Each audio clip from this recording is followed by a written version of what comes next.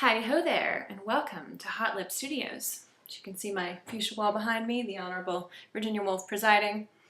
So I was out sipping cheap booze at my local go-go bar in the Castro this weekend with a particularly brilliant friend. And she was saying that she's feels a little intimidated to vote on the plot polls because she hasn't read everything that's happened so far and she doesn't want to sort of muck things up with an uninformed opinion. And her recommendation was that maybe I could use my Monday videos to recap the plot for people who don't have time to read shit on the internet because, frankly, who has time to read shit on the internet?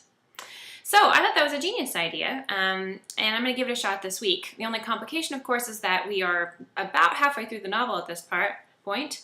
Woo! So this particular recap might take a little while, but bear with me. I'll try to be as quick as possible and give you just enough meaty details to tell me what to do next. So, first things first, the first sentence of the novel, you picked it, was, if I'd known how this evening was going to end, I would have chosen bikini briefs. Cut to our protagonist tied to a chair in her underpants, being ogled and sort of pseudo-fondled and antagonized by a creepy guy in Gucci loafers. And she's kind of a badass about it, so we're sort of left wondering who she is and how she got herself into this situation. We name her Tess, and then we backtrack to answer those questions. Next thing we know, we're in her Audi driving down Ocean Avenue, her morning commute in Santa Monica, and she rolls up to a red light, and here is this Adonis in board shorts carrying a briefcase at the center median thumbing a ride. Now, Tess is not the kind of girl who's going to pick up a hot hitchhiker, but there's some energy that's immediately between them, and he has a lot of charisma, and he cajoles himself into her passenger seat. This is Neil, her love interest.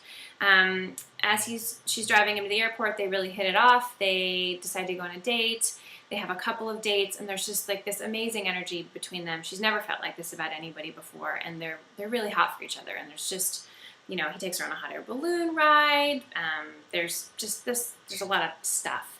Are they going to do it? When are they going to do it? Finally, third date, the magic third date. They do it. It's hot. Well, it's kind of clumsy at first, but then it's really hot. She wakes up the next morning in his apartment in San Francisco, and he's gone. And she's like, what the fuck? So she's hanging out, sort of hoping that he's just out for croissants or something, and then these two guys break into the apartment through the fire escape, and she exhibits some exemplary self-preservation skills, hides under the bed while these guys ransack the place. They take off, then she takes off, and she's convinced something must have happened to Neil, that he must be hurt or something. So she spends the rest of the day retracing all their steps of their weekend in San Francisco to try to find him, to no avail.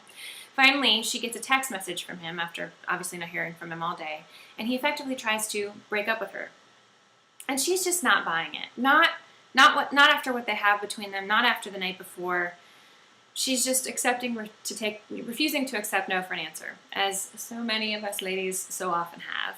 So she summons her best friend and roommate, Key, up to San Francisco. We've met Key previously. She's this sort of cantankerous, snarky, hard-partying British girl. Think sort of a younger Patsy from Ab Fab.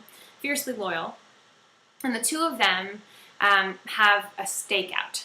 And all kinds of fun stuff happens on the stakeout. They have a lot of, witty repartee between them. There's like a madcap adventure where Key goes totally off the rails.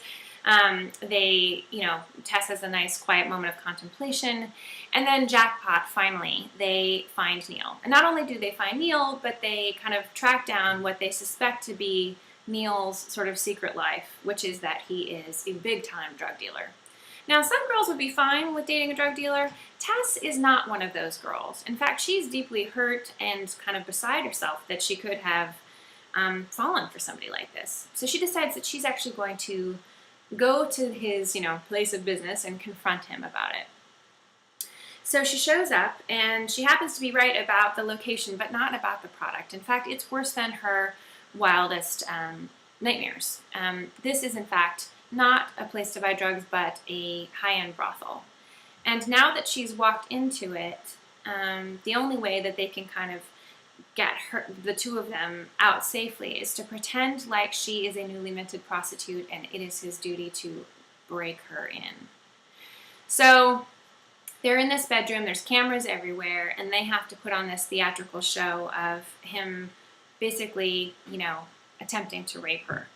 And they truly fight and it's truly traumatic. And she ends up bruised and battered, and thankfully with all her clothes on, and he gets her out of there. But they're in this elevator, and they're taking the long, slow ride to the street.